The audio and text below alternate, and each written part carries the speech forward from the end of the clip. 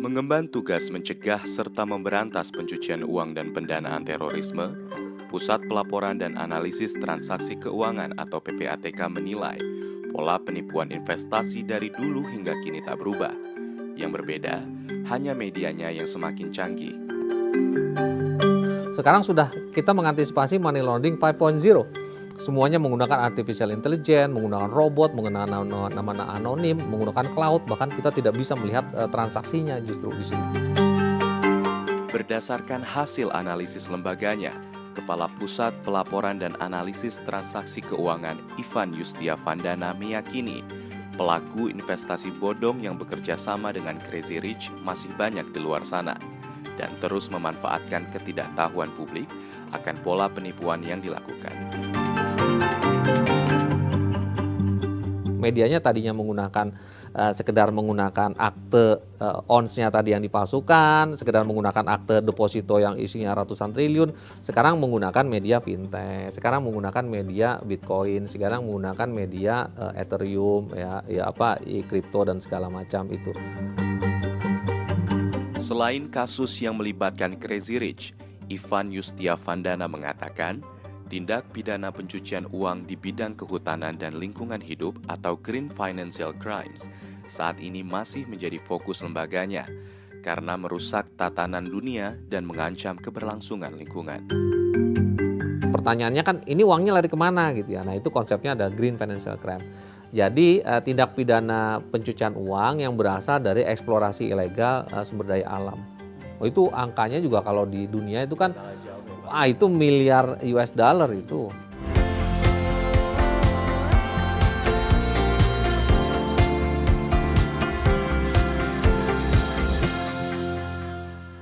Sahabat Liputan6.com, belakangan masyarakat Indonesia dihebohkan serta dirugikan dalam kasus pencucian uang yang dilakukan oleh sejumlah pihak yang mengklaim diri mereka sebagai Crazy Rich di Indonesia.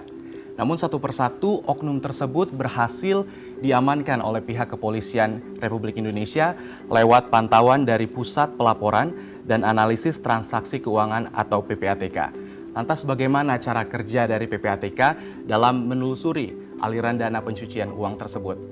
Untuk membahas hal tersebut telah bergabung bersama saya Kepala Pusat Pelaporan dan Analisis Transaksi Keuangan PPATK Ivan Yustiavandana. Halo Pak Ivan, apa kabar? Halo Mas Edi, baik alhamdulillah. Assalamualaikum warahmatullahi wabarakatuh. Ya. Pertama-tama Pak Ivan, saya ingin sampaikan terima kasih karena telah menyediakan waktunya dalam program Inspirato Sharing Session. Ya, sama-sama Mas Edi. Oke, Pak Ivan, seperti yang saya sampaikan tadi di awal bahwa belakangan masyarakat Indonesia dihebohkan dengan kasus pencucian uang yang dilakukan oleh sejumlah pihak yang mengklaim diri mereka sebagai Crazy Rich di Indonesia. Namun sebelum membahas hal tersebut, saya ingin terlebih dahulu bertanya soal fungsi dari PPATK.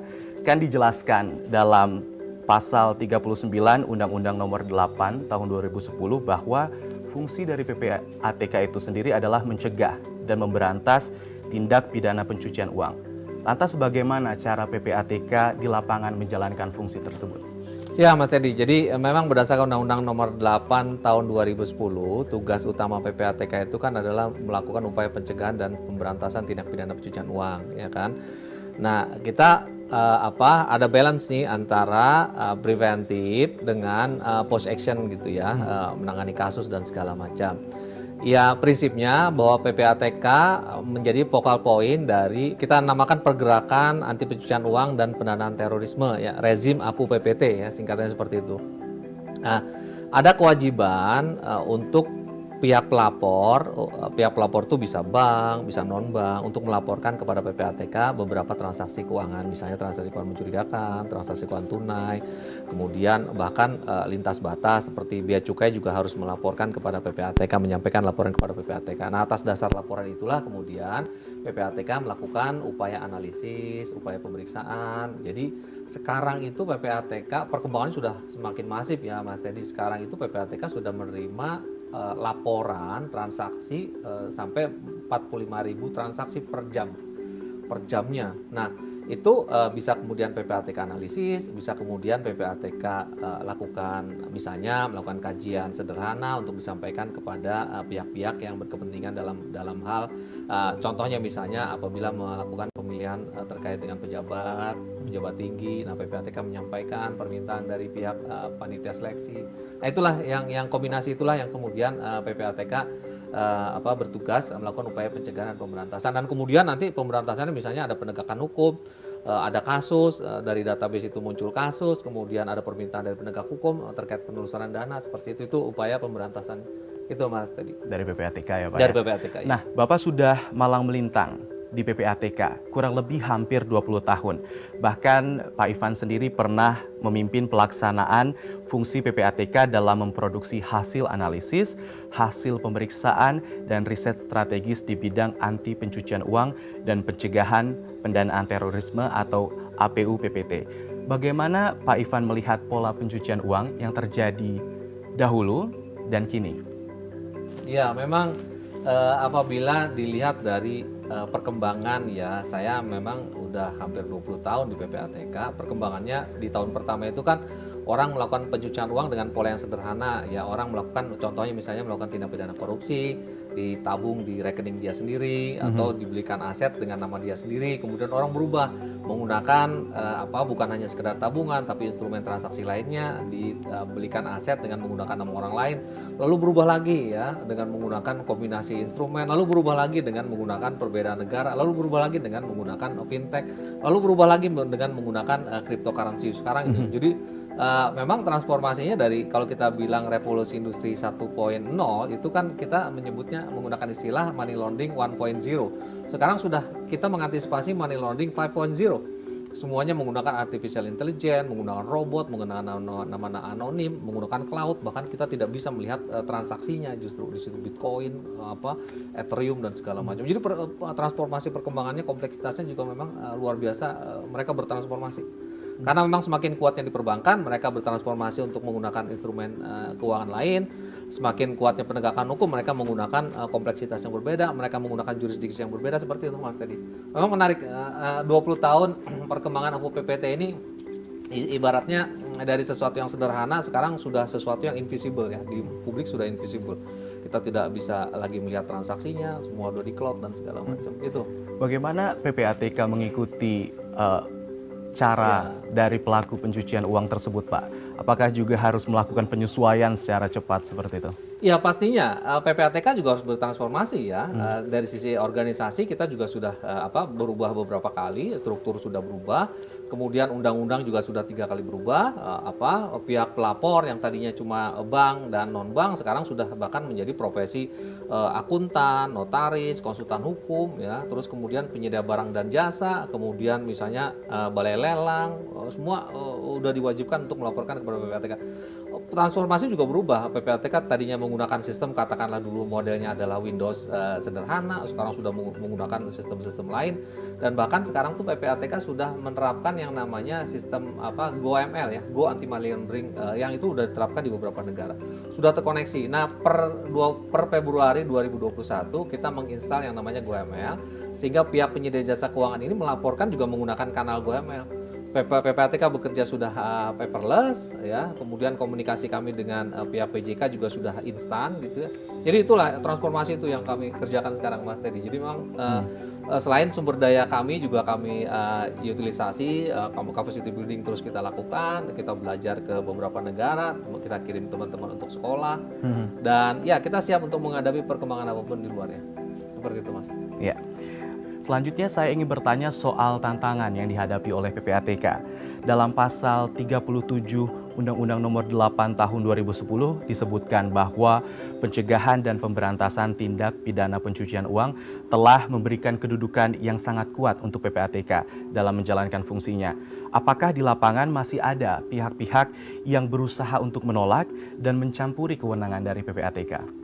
Ya tantangan pasti ada ya, khususnya kalau kita lihat di dalam peta National Risk Assessment, kita memiliki yang namanya peta risiko nasional ya. Tantangan itu lebih kepada bagaimana PPATK bisa mengantisipasi ancaman yang terjadi terhadap pencucian uang di Indonesia, mengantisipasi kelemahan kita sendiri, kemudian mengantisipasi segala risiko yang ada, lalu termasuk pula mengantisipasi kemungkinan adanya pihak-pihak yang mencoba untuk mengkomplikasi sebuah kasus misalnya seperti itu. Ya itu tantangan itu selalu ada ya.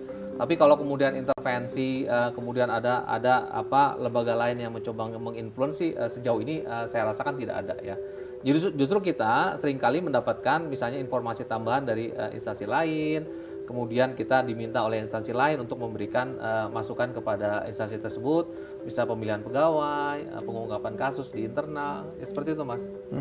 Ya memang tantangan akan selalu ada ya. Mas tadi sampaikan di awal pertanyaannya kan adalah perkembangan TPPU sendiri kan sudah sedemikian hebat ya. Jadi kita melihat misalnya memang threat-nya, vulnerability-nya, risk-nya, likelihood-nya, konsekuensinya itu semua meningkat. Itu di peta penilaian risiko nasional yang kebetulan saya pimpin sendiri. Itu kita ada 18 institusi bergabung membuat yang namanya National Risk Assessment. Itu wajib loh. Dokumen NRA itu dokumen wajib yang harus dimiliki oleh Indonesia. Itu berdasarkan rekomendasi dari Financial Action Task Force. Itu Mas. Ya. Tadi Pak Ivan juga singgung soal kerjasama dengan instansi terkait, bisa disebutkan itu kan ada Polri, kemudian juga ada Bank Indonesia.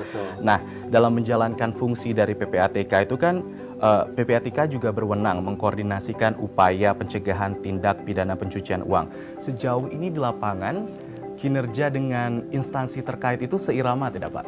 Iya. Awalnya memang kita masih fine tuning ya, balik lagi ke tahun-tahun awal PPATK berdiri masih fine tuning. Apa sih PPATK ini takut kerahasiaan masing-masing terbongkar ya. Kemudian takut kita masing-masing ini kerjanya saling bertabrakan satu sama lain. Tapi along the way semakin kesini kita semakin bisa saling memahami satu sama lain. Kemudian sekarang semakin memperkuat ya, tukar menukar data semakin kuat. Kemudian PPATK juga semakin banyak menerima inquiry dari penegak hukum. Terus kemudian ketergantungan penegak hukum dengan PPATK juga semakin tinggi ya kan. Success rate dari penggunaan atau pemanfaatkan hasil analisis dan hasil pemeriksaan itu juga semakin tinggi. Dan sekarang memang mau tidak mau kalau kita bicara konsepsi tindak pidana itu kan mau tidak mau penegak hukum itu kan harus mencari bukan biangnya ya, root cause-nya, penyebab utama atau clue utama ya dari sebuah tindak pidana. Clue utama itu kan transaksi kan. Transaksi keuangan. Nah, transaksi keuangan itu hanya bisa dimintakan kepada PPATK. Nah, kesadaran itu yang kemudian semakin meningkatkan kerjasama, semakin memperkuat. Buktinya National Risk Assessment kan kita bikin dengan 18 instansi lebih kan. Dan itu bagus hasilnya kan. Gitu Mas. Ada memang yang baru-baru misalnya baru masuk berdasarkan keputusan Mahkamah Konstitusi tahun 15 tahun 2021 kan ada penyidik baru masuk, misalnya KLH ya, terus Kementerian Kementerian Perikanan, BPOM itu kan baru masuk. Nah, mereka baru mulai fine tuning lah apa yang harus mereka lakukan untuk terkait dengan TPPU di bidang mereka masing-masing. Itu Mas. Jadi semakin kan belakangan kasus juga makin banyak ya makin Pak ya. Banyak, jadi hubungan komunikasi dengan instansi pun dikonfirmasi semakin baik ya Pak ya. Semakin baik, memang harus semakin baik ya. Memang harus semakin baik. Artinya tidak ada satupun kesadaran di kita masing-masing bahwa kasus ini hanya bisa diungkap dengan menggunakan ego sektoral masing-masing kan. Jadi harus saling ketergantungan tadi. PPATK juga tergantung penegakan hukum terkait dengan HA dan HP yang kita sampaikan. Penegak hukum juga tergantung dengan eksplorasi analisis PPATK untuk membongkar lebih lanjut dari data-data yang dibutuhkan gitu kan. Jadi saling mutualan lah. Resiprokal kira-kira kita bilang gitu Mas. Hingga kini sudah berapa banyak PPATK merekomendasikan kepada lembaga yang berwenang untuk mencabut izin usaha dari pihak-pihak yang terindikasi melakukan pencucian uang? Ya, kalau mencabut ada dimensi berbeda nih. Kalau mencabut misalnya berdasarkan hasil audit kita kepada pihak pelapor ya. Kita kan audit kepada pihak pelapor. Terus kita menemukan bahwa keterlibatan pihak pelapor terkait dengan pencucian uang, kasus pencucian uang tertentu berdasarkan hasil audit kita bisa rekomendasikan untuk pencabutan izin. Tentunya pencabutan izin kepada pihak LPP ya, lembaga pengawas dan pengaturnya. Misalnya kalau bank itu ada OJK, ada BI, atau mungkin kalau pasar modal itu ada OJK dan segala macam seperti itu. Kita mintakan kepada teman-teman di sana. Lalu di dalam satu sisi juga PPATK juga bisa merekomendasikan untuk pengenaan denda katakanlah kepada pihak LPP.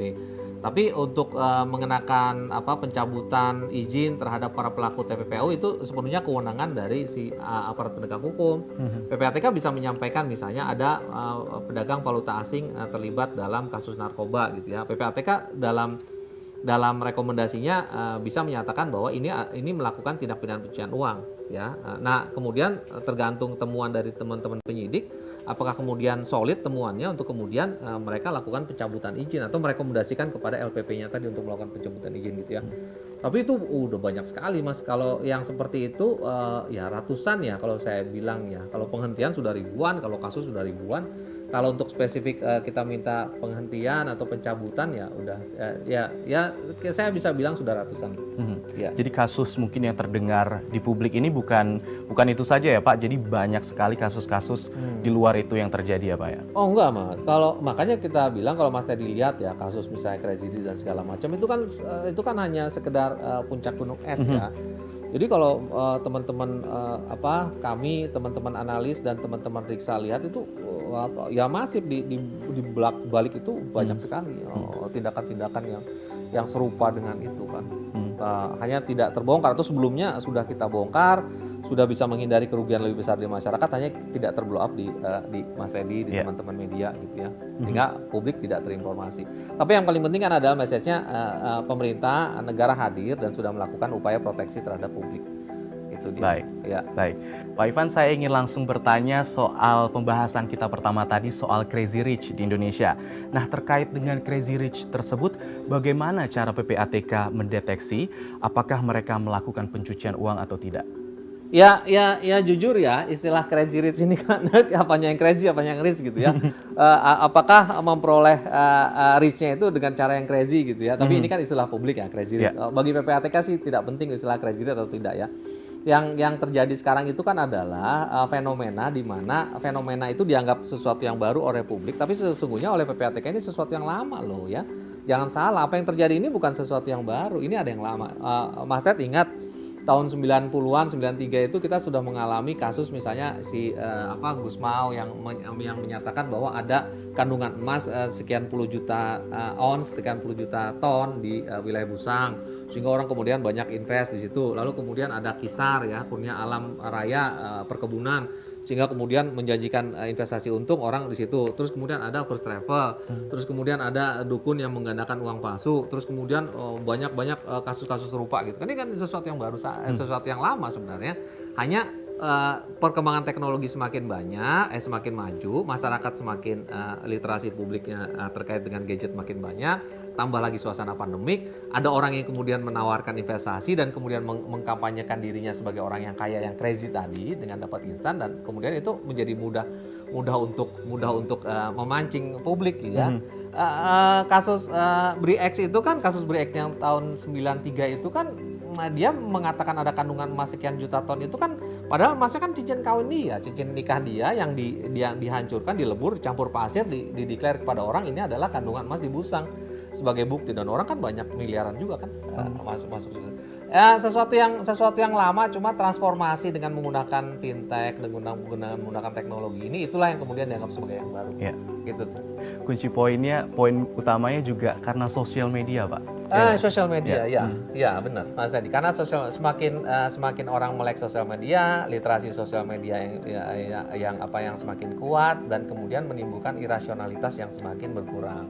Jadi semakin tidak rasional ya, semakin tidak rasional. Kita kan bisa serta-merta memuji sebuah kemapanan tanpa paham bagaimana mendapatkan kemapanan tadi kan. Jadi tidak rasional lagi gitu. Bagaimana orang bisa mapan secepat itu kan ya pakai hukum market apapun juga nggak mungkin, kecuali mendapatkan warisan orang tua yang kaya, atau kemudian di rumahnya tiba-tiba di kedalaman tertentu lagi gali sumur ketemu intan sekian ton gitu ya, itu bisa. Tapi kalau by normal activity ekonomi sih nggak mungkin kan, sudah pasti. Tapi kan rasionalitas itu nggak mungkin bisa ditangkap oleh publik serta-merta pada saat dipancing dengan menggunakan mobil mewah, dengan menggunakan influencer, dengan menggunakan afiliator yang kemudian bicara terus di publik segala macam seperti itu. Pak Ivan, ini ada juga hal menarik. Ya. Sejumlah kalangan itu menilai PPATK sedikit terlambat bergerak, sehingga korban penipuan yang dilakukan oleh para Crazy Rich ini terus berjalan. Apa pandangan atau respon dari PPATK terkait penilaian tersebut? Ya, mungkin tepatnya tidak sedikit lambat ya, tapi sangat lambat ya. Publik kan ada beberapa tuh publik, PPATK sangat lambat, penegak hukum sangat lambat, dan udah kejadian baru kita masuk gitu ya. Ya ini memang bagaimana kita melihat ya. Contohnya misalnya gini. Pada saat kita bicara sebuah fenomena transaksi tertentu, kan PPATK tidak dalam posisi bisa langsung melakukan judgement bahwa ada yang ilegal di situ ya. Sehingga PPATK juga tidak serta-merta bisa melakukan penghentian transaksi, bisa melakukan tindakan apapun juga di situ gitu ya. Kalau bicara apakah PPATK menangani banyak kasus, ya kita menangani ribuan kasus dan itu sudah kita tangani sebelum bubbling, sebelum publik dirugikan lebih banyak ya. Hanya terhadap beberapa kasus ini kan karena kecepatan dia melakukan literasi untuk memancing publik untuk investasi itu sedemikian cepat, sehingga pihak bank juga sekarang itu kita sudah dilaporkan itu sekian hampir 1.000 laporan ya PPATK sudah terima, dan angkanya itu kan sekarang sudah menyentuh hampir 50 triliun. Nah, itu kan bertahap, itu baru titik ini angka itu menyentuh 50 triliun. Tapi beberapa bulan sampai menyentuh 50 triliun itu kan bisa saja tidak terdeteksi karena segala sesuatunya menjadi serba normal gitu ya. Nah ini dalam konteks bahwa lambat dia kemudian lambat PPATK dihitung dari kejadian masyarakat, bisa jadi hanya sekedar melihat timing itu tadi ya. Tapi lambat PPATK dalam sisi apakah PPATK sudah melakukan analisis jauh hari sebelumnya, itu enggak juga, tidak lambat di situ. PPATK sudah melakukan jauh hari transaksi analisis, melakukan kajian, menerima laporan dan segala macam kok dari tahun lalu kan. Tapi memang kemudian kasusnya baru terjadi sekarang. Ya PPATK baru confirm bahwa ternyata orang ini melakukan tindak pidana gitu pada titik tertentu gitu ya. Tadinya kan transaksi wajar-wajar saja, wajar dalam arti tidak ada yang komplain. Menggunakan platform dan segala macam. Ya ini kan platform apakah legal apa tidak, kemudian masalah komplain itu di luar kewenangan PPATK. Transaksinya sudah dilaporkan dan sudah dianalisis oleh teman-teman analis kami di PPATK. Itu Mas Terry. Ya. Beberapa pihak atau oknum saat ini telah diamankan oleh pihak kepolisian dalam kasus pencucian uang. Nah, bagaimana PPATK menjadikan Crazy Rich baru ini sebagai pintu masuk guna mengetahui pola-pola pencucian uang paling mutakhir?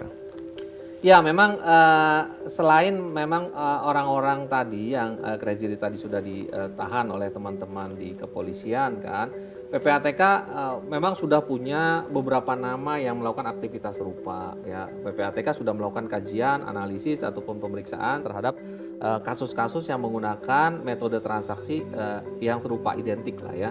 Jadi PPATK sekarang sudah melakukan melakukan penghentian terhadap 78 nama pihak ya di 500 sekian rekening ya di beberapa ratus penyedia barang dan jasa, misalnya di bank, di perusahaan asuransi, di perusahaan efek dan segala macam.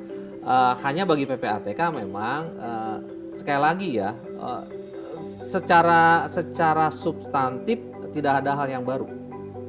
Secara substantif tidak ada. Yang baru itu hanya medianya saja yang baru. Medianya tadinya menggunakan sekedar menggunakan akte ons-nya tadi yang dipalsukan, sekedar menggunakan akte deposito yang isinya ratusan triliun, sekarang menggunakan media fintech, sekarang menggunakan media Bitcoin, sekarang menggunakan media Ethereum kripto dan segala macam itu. Tapi PPATK sekali lagi sudah bisa memahami, sudah bisa melihat dan sudah merencanakan untuk melakukan tindakan-tindakan yang lebih serius lagi apabila hal-hal demikian ke depan terus terjadi ya. Kami dan para penegak hukum semakin intens bekerja untuk kemudian diharapkan memang tindakan tegas itu bisa langsung dilakukan di awal gitu ya. Tapi triknya begini Mas, yang agak dilematis bagi penegak hukum ya, bukan hanya bagi PPATK. Contoh dalam beberapa kasus, apabila PPATK melakukan penghentian transaksi di awal, mereka menipu ya, tiba-tiba PPATK melakukan penghentian transaksi di awal. Nah mereka kemudian bisa saja mengatakan bahwa akibat penghentian inilah yang menjadikan itu default ke belakang gitu ya. Jadi akibat dibekukan transaksinya, akibat dihentikan, akibat kemudian dianalisis oleh PPATK, akibat tindakan aparat penegak hukum, inilah yang mengakibatkan kerugian para nasabah. Jadi bisa menjadi benefit juga bagi mereka untuk menyalahkan pemerintah dengan mengatakan bahwa akibat dihentikan kemudian saya nggak bisa bayar utangmu gitu. Padahal memang sudah dari awal hentikan tidak hentikan juga mereka nasabah akan rugi gitu ya. Nah itu apa bukan dilematis ya, itu adalah kompleksitas tambahan yang dihadapi oleh PPATK. Bisa saja dulu kasus first and travel kan, pada saat kita bekukan, mereka akan bisa bilang bahwa akibat dibekukan oleh aparat penegak hukum kami nggak bisa berangkatkan haji dan umroh nih, kan? Padahal nggak dibekukan juga tetap nggak bisa berangkat, kan? Karena sudah ada penipuan di sana. Gitu. Jadi PPATK punya inisiatif atau langkah sendiri ya untuk menangani hal-hal tersebut, Pak Ivan. Iya, Mas Edi. Nah, dari analisis yang dilakukan oleh PPATK, masih banyakkah pelaku investasi bodong yang bekerja sama dengan Crazy Rich ini, Pak? Saya bisa bilang masih banyak. Ya, karena perkembangan yang dilakukan oleh teman-teman analis kami ini terus berkembang tiap hari. Pembukuan saya terus tanda tangani rekening pembukuan hampir tiap hari juga, ya. Jadi semakin kita lakukan kajian, semakin banyak pihak-pihak yang bisa kita lihat melakukan modus yang sama gitu kan. Bahkan terakhir saja kan setelah di penjara pun mereka masih bisa transaksi dalam jumlah yang besar toh. Melakukan transaksi Bitcoin dalam jumlah yang besar, melakukan transaksi di kriptonya dalam jumlah yang besar, bahkan setelah mereka ditahan gitu ya. Jadi kita melihat memang ada pihak-pihak lain yang menggerakkan transaksi ini. Gitu. Ada banyak kemungkinan uang legal yang diinvestasikan di bisnis yang menggunakan influencer ini, atau memang kegiatan bisnisnya yang sudah ilegal. Jadi sumber uangnya bisa ilegal atau sumber uangnya bisa sah untuk kemudian diinvestasikan secara ilegal. Kan dua sisi itu kita lihat juga kan. Gitu, Mas. Pak Ivan, para pelaku pencucian uang ini kan tidak bisa bekerja secara sendirian. Ada juga pihak yang melakukan endorsement atau mengiklankan produk-produk mereka. Nah, menariknya di sini sejumlah artis, Pak Ivan, terseret dalam kasus contohnya penipuan DNA Pro. Bisa disebutkan seperti Ivan Gunawan, ada juga Rosa, kemudian Lesti Kejora. Nah, PPATK melihat ini seperti apa? Bagaimana para artis tersebut diposisikan? Apakah sebagai korban atau pelaku? Ya, ini pertama saya mau katakan dulu ya, apapun profesinya, para influencer itu kan yang namanya juga kan influence ya, artinya didengar ya, sikapnya dicontoh ya, kata-katanya didengar, bahkan perintahnya bisa dipatuhi gitu ya. Itu dia memang dengan mudah akan mempengaruhi orang lain. Nah, yang menjadi pertanyaan pada saat dia engage dengan sebuah katakanlah sponsor, dia mau melakukan mensponsori sesuatu atau mau mengkampanyekan sesuatu, yang menjadi pertanyaan, paham enggak substansi dari yang diinvestasikan. Jika itu paham, intentionally dengan sengaja dia paham, dia akan menjadi bagian dari penipuan yang sudah yang memang dilakukan oleh si investor ini ya. Kemudian itu pasti bisa kena dong, pasti bisa kena. Ya, makanya di dalam pasal 345 itu kan menggunakan kalimat yang patut diduga dan diketahuinya. Mas ini sebagai public figure kan sering masuk di kamera dan segala macam kan, Mas menawarkan sesuatu kan orang pasti akan mendengar ya. Pertanyaannya, yang Mas tawarkan ini Mas paham nggak? Ya misalnya gitu ya, yang Mas tawarkan ini adalah pisau yang kemudian orang semua bisa paham bahwa ini tujuan pisau ini buat membunuh. Mas kemudian tawarkan kan, Mas paham kan ini ada maksud jahat di belakang sini kan. Atau kemudian sesuatu ini adalah sesuatu yang sangat tidak mungkin, tapi hanya bisa mungkin apabila saya kampanyekan untuk kemudian saya paham bahwa ini tuh bukan bisnis gitu. Ini adalah memang tujuannya untuk menampung memancing orang lain menyerahkan uang kepada saya untuk kemudian saya pakai buat membeli harta kekayaan dan segala macam. Nah, dalam posisi itulah memang para influencer kita minta lebih berhati-hati ya. Jadi tidak hanya sekedar menawarkan produk saja, tapi harusnya paham ada apa di balik produk tadi, bagaimana produk tadi bisa dijalankan, apakah dia menggunakan license yang benar, apakah sudah ada misalnya izinnya, apakah kemudian prinsip kehati-hatian sudah dipenuhi. Jika tidak, ya kena pencucian uang. Ya. Dan itu berat kan, kalau yang namanya pasal 345 itu kan berat. Dia bisa dipidana dengan pidana pencucian uang. Pidana pencucian uang aktif adalah si pelakunya di sana. Ya, pidana pencucian uang pasif adalah orang yang menawarkan, yang turut serta menawarkan atau kemudian menerima uang bayaran dan segala macam dari hasil menipu. itu ya bisa kena by undang-undang. Tapi kemudian kan ada aspek lain ya, apakah dia tahu, kalau tidak ya nanti dijelaskan ke penyidiknya kan gitu. Jadi imbauannya untuk para influencer atau tokoh publik ini kalau tidak melakukan hal yang salah, datang saja ya Pak ya untuk memberikan keterangan kepada pihak polisian. Nggak ada masalah, datang saja. Ya apa yang terjadi ini kan tidak bermaksud ya just do your own business lah. Bisnis saja gitu. Mau kaya saja, mau bisnis saja, mau nyumbang saja, mau ngasih sponsor saja. Tapi kan yang paling penting adalah tahu sumber dananya gitu ya. Intinya begini, jadi kalau dia menerima sebuah tawaran untuk mengkampanyekan sesuatu, mensponsori sesuatu atau untuk mengiklankan sesuatu, ya sesuatunya dipahami ini apa gitu ya. Ya contohnya misalnya Mas menerima tawaran kosmetik gitu, tapi kan Mas harus ternyata Mas nggak paham bahwa kosmetik ini mengandung racun gitu ya oke lah. Tapi kalau Mas paham tetap Mas kampanyekan dan orang pakai, ya Mas bisa menjadi bagian dari penipuan tadi kan. Product knowledge itu penting. Product knowledge ya literasi terhadap produk. Bukan tentang uangnya, tapi lebih kepada pemahaman terkait dengan barang yang mau disponsori. Karena kan menyangkut nama baik si influencer tadi. Ya, kan. baik.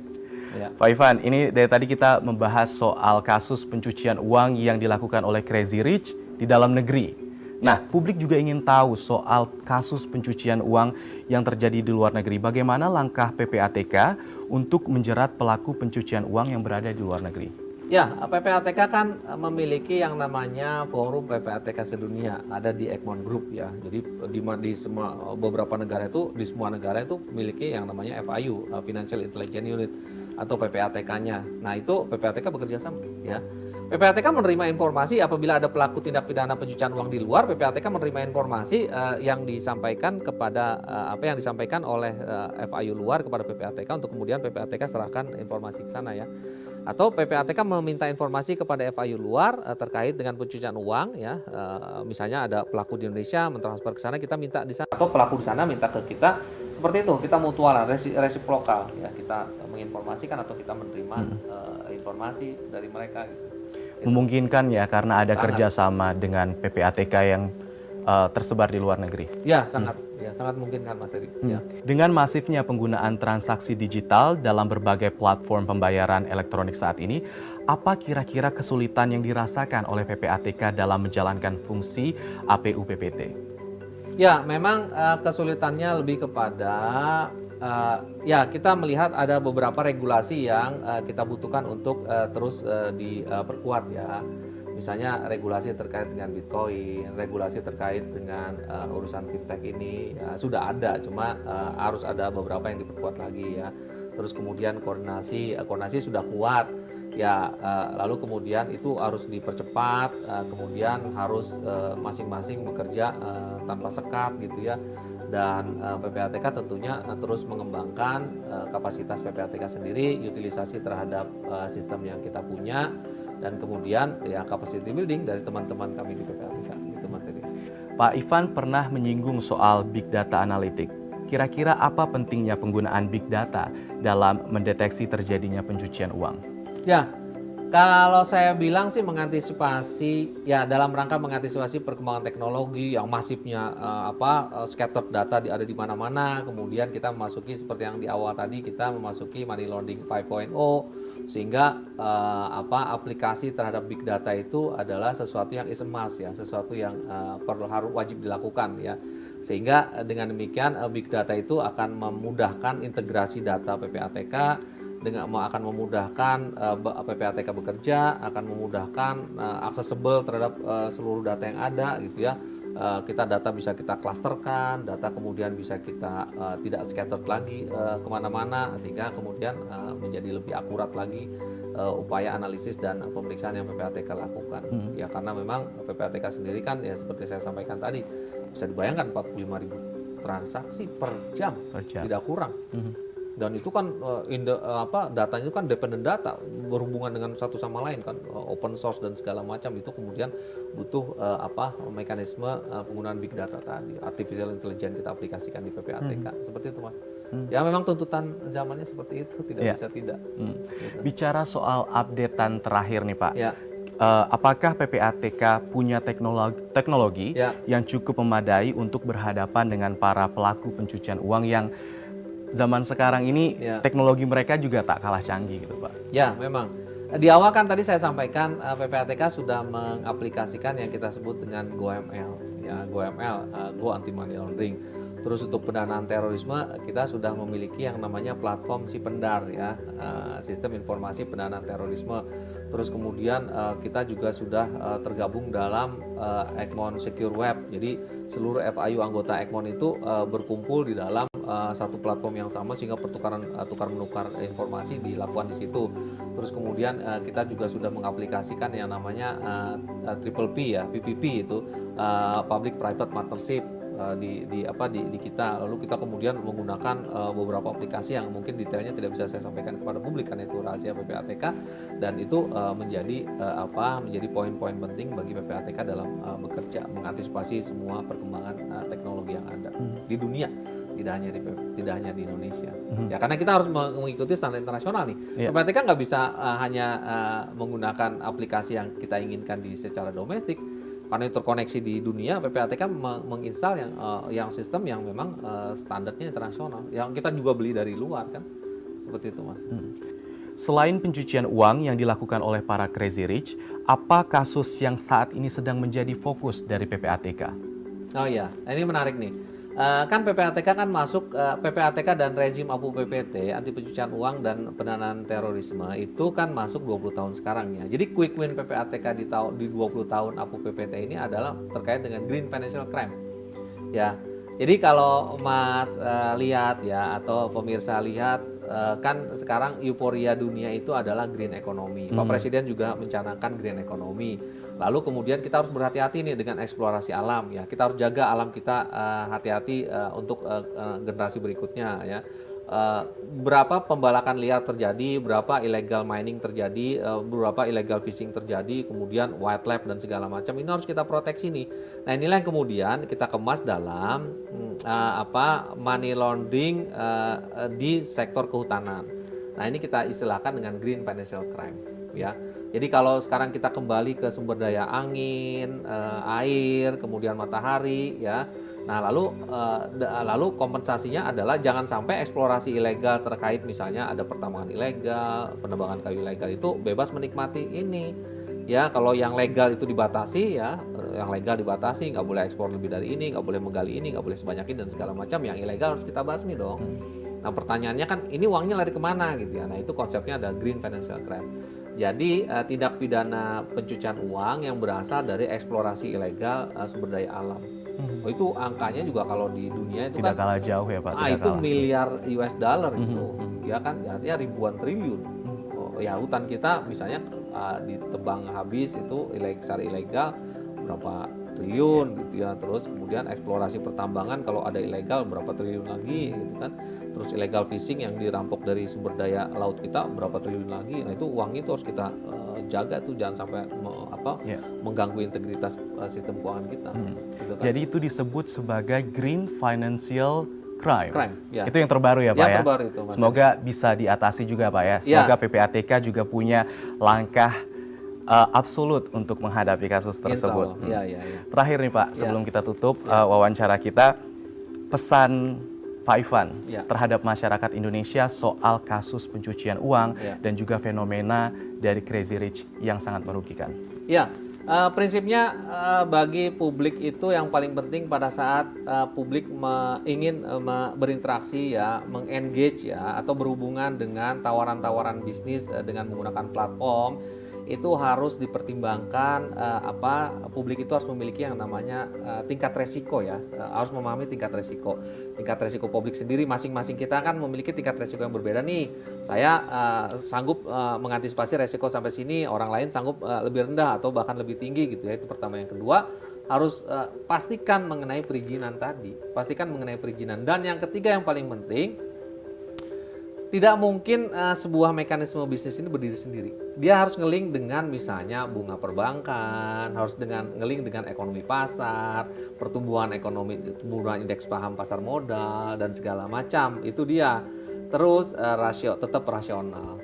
ya, tetap rasional dan jangan mudah terpancing dengan harta kekayaan yang dipamerkan, kemudian kalimat-kalimat yang indah gitu. Dulu pinjol indah di depan, ambruk di belakang gitu kan. Mudah di depan, sulit di belakang. Hidup di awal karena bisa bayar hutang, terus sekarat di belakang gara-gara punya hutang baru gitu aja. Terus seperti itu. Intinya semua harus dilakukan secara prudent lah. Intinya jangan mudah terbuai dan harus waspada dan hati-hati ya Pak Ivan. Ya, itu dia. Terima kasih Kepala Pusat Pelaporan dan Analisis Transaksi Keuangan PPATK, Ivan Yustia Vandana. Terima kasih telah bergabung dalam program wawancara khusus Bincang Liputan. Terima kasih banyak, Mas. Ya, itu dia tadi sahabat liputan6.com, wawancara kami bersama Ivan Yustia Vandana, Kepala PPATK. Semoga dengan adanya kasus tersebut, masyarakat Indonesia juga bisa lebih berhati-hati dalam memilih investasi mana yang akan mereka lakukan di masa depan. Saya Teddy Trisetyo Berti, mohon undur diri dan sampai jumpa dalam program berikutnya.